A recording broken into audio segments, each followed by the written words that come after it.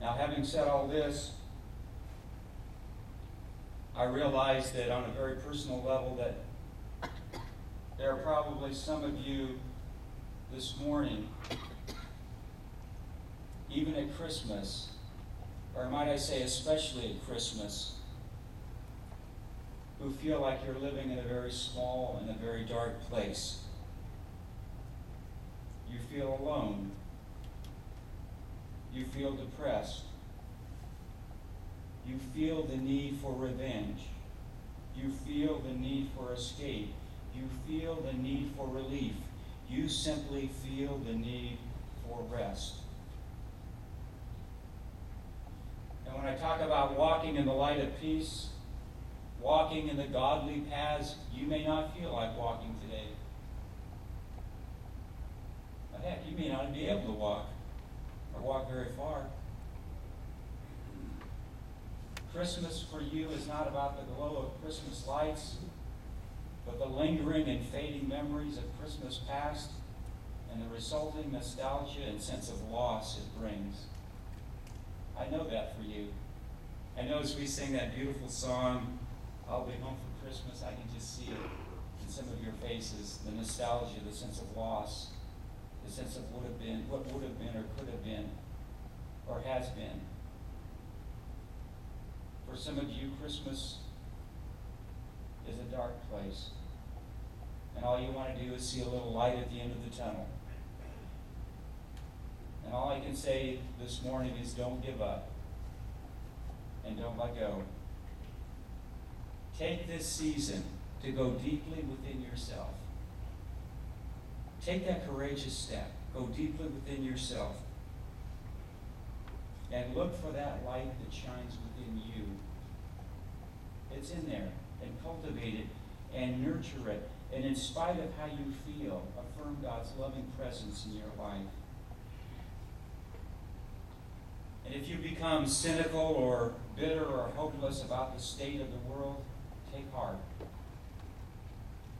There's more to life than meets the eye. There's more to this world. There's more to reality than what you see on the evening news or read in the morning newspaper. There is a loving, creative presence at the center of the universe who has a passion for peace and reconciliation, who loves and values every human being, who loves and values this creation. And we call that reality God. I do anyway. And this is the whole point of the Christmas story.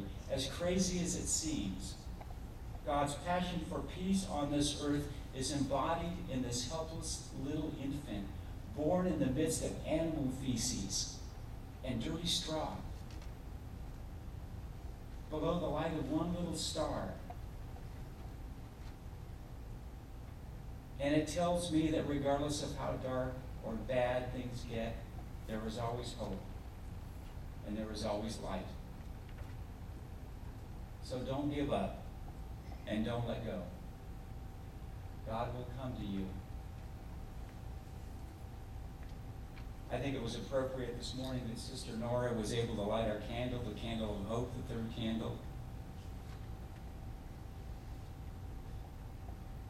Her ministry at the Still Point House of Prayer gives so much hope to so many people. It's a privilege for us to support that ministry through the chapel.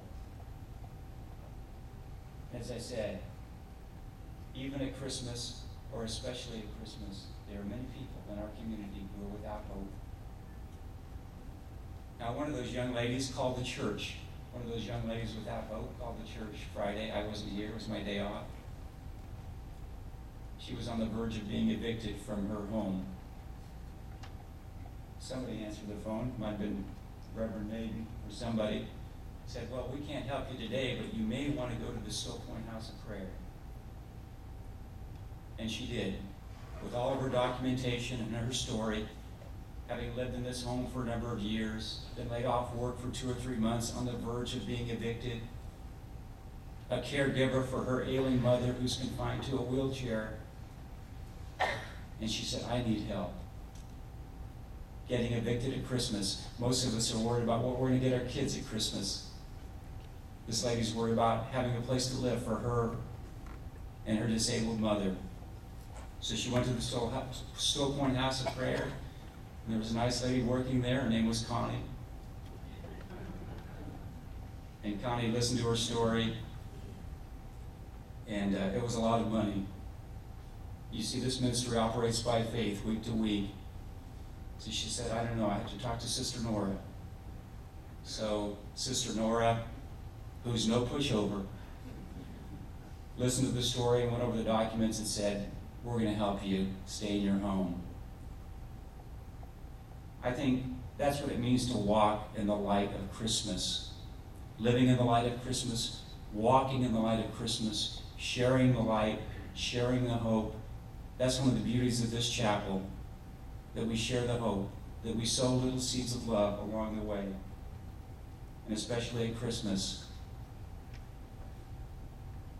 So remember, no matter how dark it gets, no matter how bad it gets, there's always light and there's always hope. We're going to sing together a closing hymn.